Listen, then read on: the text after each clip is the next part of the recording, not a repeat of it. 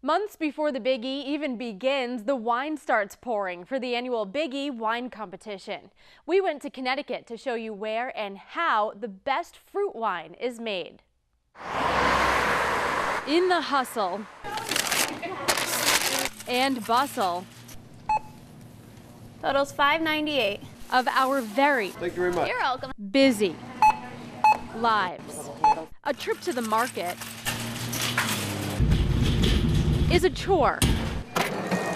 But for Keith Bishop, it's a labor of love. The family's been here since the very beginning. I'm not quite that old. Vintage, perhaps. Family members got off the boat in 1639. Bishop's Orchards has historic roots in Guilford, Connecticut.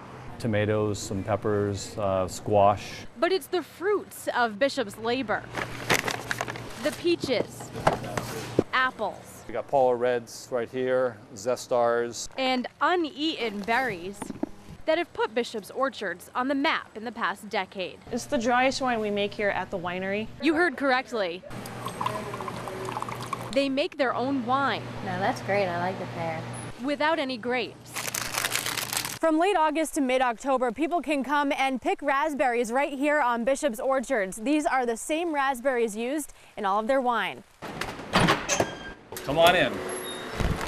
The first stage of winemaking isn't all that appetizing, so we'll spare you the sight, but it goes like this. Apples, peaches, pears, and berries get picked, sorted, inspected, washed, then ground into a chunky sauce. Pumice, we call it. A press squeezes out the juice. These are all variable capacity tanks, which means they have a cover that actually floats on top of the wine so that seals it from having any oxygen infiltration into the wine by virtue of a tube around that inside cover that we pump up with air. So there's a lot of alcohol in this room right now. Yes, there is. Add a little bit of magic, This is just pure strawberry. and in 3 to 12 weeks, it's ready. Well, almost. The bottles are shuttled across the street to be labeled and packaged. Then they're carted back across the street to be opened for tasting, That's really good. It's appley, but not too appley.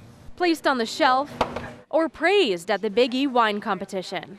And we've won many silvers, a few golds, and a few double golds in those competitions. The big winner, the Rubus Nightfall Sparkling Raspberry Wine, which started just as raspberry seeds in their fields. The secret ingredient here to success is tradition. At a time when we rely so heavily on technology, it's the Bishop's vintage method of making use of everything they grow This is made from all apples, mostly Macintosh. that's truly appreciated and rewarded. Cheers, honey. Cheers. Bishop's was hoping to have the Rubus Nightfall sparkling wine you saw in the vat ready for this Big E. After all, the centennial celebration certainly deserves some bubbly. For 22 News, I'm Kait Walsh.